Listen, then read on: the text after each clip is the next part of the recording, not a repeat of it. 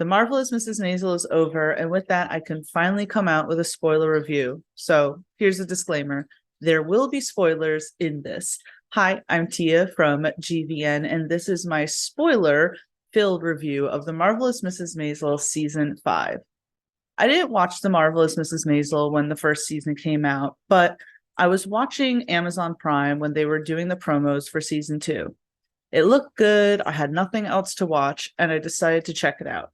And I am damn glad that I did. This show has become one of my favorites, and I stand by the fact that it was a near perfect show from beginning to end. When Joel first confessed his affair to Midge and Midge first stepped on that stage, I knew I was hooked. How do you end a show like The Marvelous Mrs. Maisel?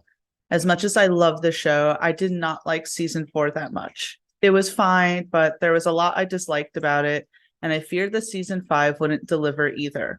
Let's be honest, there are a lot of shows that are pretty good and don't end well. I'm looking at you, Game of Thrones season 8. Luckily, I was wrong, and I'm very happy about it. As soon as the last season rolled, I said to myself, that's how you end a show. Part of me questioned if having flash forwards in the 5th season was a good idea. By the look of the first flash forward, which we get in the first episode, we know Midge has made it big. The whole entire thing that she has been looking to do in the season, she has accomplished. And we know that pretty much right from the jump as soon as season 5 rolls. So in that, I was a little skeptical as to whether or not season 5 would actually be worth watching. We already now know the answer. What are you going to tell us? I think many of us thought that they'd save that for the finale. We know she made it, but how? What was the journey? When I was watching season 5 of The Marvelous Mrs. Maisel, I realized that that was what season 5 was. What it's telling us about the whole show. It's not the destination, it's the journey. Just because you know Midge has made a name for herself doesn't mean you know what happened with her relationships, her family, or Susie. And God, was I sad at the prospect of Midge and Susie not being friends. If you haven't watched this season, again, I said that there would be spoilers. And if you didn't know, there is a part in the season, several parts in season 5 that allude to the fact that Midge and Susie had broken off a 20-something year-long friendship. And that was really hard for me to wrap my head around. It reminded me of the original run of Will and Grace, where the writers asked us to even think of a world where Will and Grace went 20-something years without speaking to each other. You're trying to tell me that Midge and Susie no longer talk? Luckily, we find out that it didn't stay that way, and I argue that the show is not about Midge getting famous or even the men that she had in her life, but it's about the friendship she had with Susie. It's beautiful, and I'll miss them. What else did I like about this show? I wanted to point out the thing that I loved the most. It was her family's acceptance of her. In season 1, I'll admit, I didn't really like Abe and Rose that much. They were stuck in that old school mindset, and not only did they think that it was Midge's fault that Joel had an affair, but that she was the one that needed to work hard on getting him back. They didn't take her career seriously and thought that she was silly for even pursuing independence. To see Rose sitting in the audience in the final episode, or to experience Abe's wonderful speech about parenthood, made me happy. To see Abe finally realizing that his daughter Midge was worth admiring honestly brought a tear to my eye. Was Midge a perfect person? No. A perfect parent? No. But she deserved to forge her own life and not simply be known as Mrs. Maisel, which I know is a little ironic considering the show is called The Marvelous Mrs. Maisel. And let's talk about Joel. I hated Joel in seasons 1 and 2. The idea for getting back together with Joel honestly made me angry. Here was a guy who not only left his wife for his secretary in the first season, but also someone who clearly didn't think of Midge as someone to have her own career. I think people forget that Joel wanted to be a comedian himself. The whole entire thing kicks off with Joel doing stand-up and him realizing that not only is he not good, but that Midge is actually amazing at it. So I really didn't like Joel. I thought he was swarmy, and I really hated the fact that the writers kept trying to include him in things. But Joel has really redeemed himself throughout the show, and I enjoyed his addition. I also enjoyed his parents. While I still didn't want him getting back together with Midge, I was touched to see the lengths he was willing to go for her. Even if I didn't really agree with what they did with him in May, I would have liked to see him move on with her. That is probably one of my critiques of the show. I like the fact that we saw Joel move on with another woman in season 4. I thought May was a nice addition. And the idea that May would have his child and they would get married was honestly a great way to have him still be involved in Midge's life as her ex and also the father of her children, but then also for the audience to know these two are not getting back together. They didn't do that, and I think the way that they wrote May off was kind of a little like an afterthought. So again, probably one of the only critiques I had of this season. But if we're going to talk about the men in Midge's life, we have to talk about Lenny Bruce. If you know anything about Lenny Bruce, you know Luke Kirby was not playing a fictional character, but a real live comedian that was quite controversial for the time.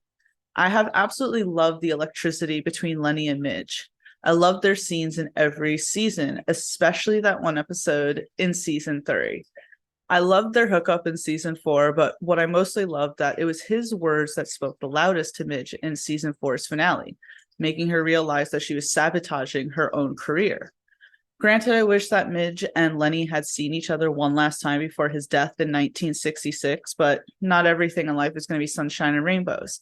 I think that one final scene in season 5 of Lenny absolutely bombing on stage and him asking where Midge was, for Susie to say Midge wasn't there, but in reality, Midge was outside.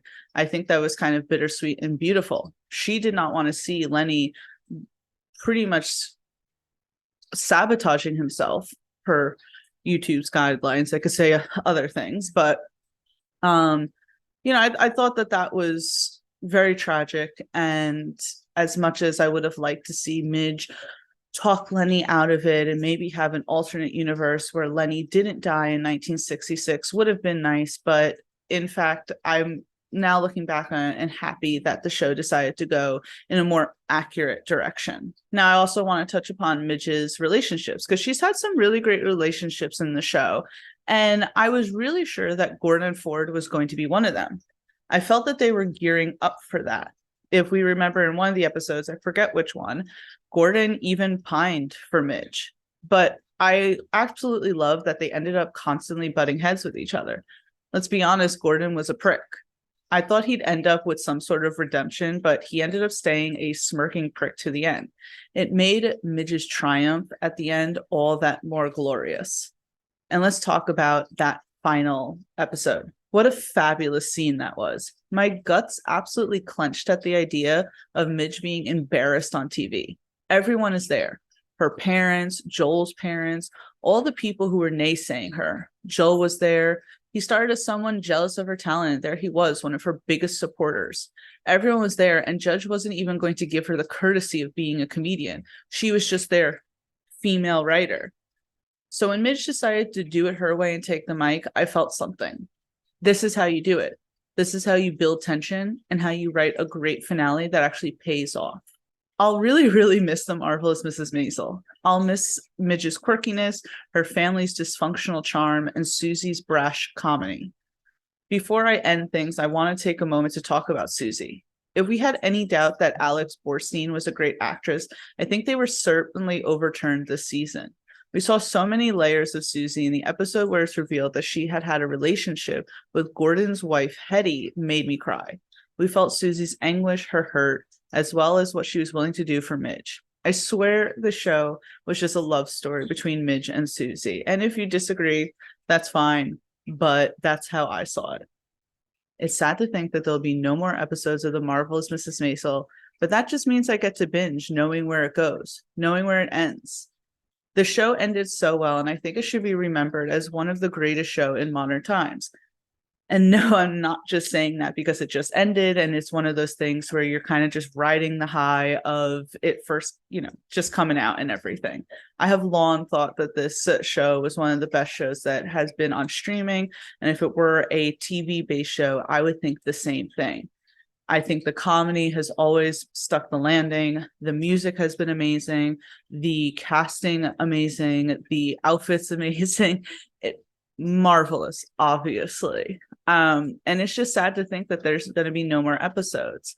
But I think that if you're going to end a show, 5 seasons is pretty good. We certainly didn't want it to keep going where it would turn into one of those things where they just kind of ran out of material. I think that I was feeling a little bit like that in season 4.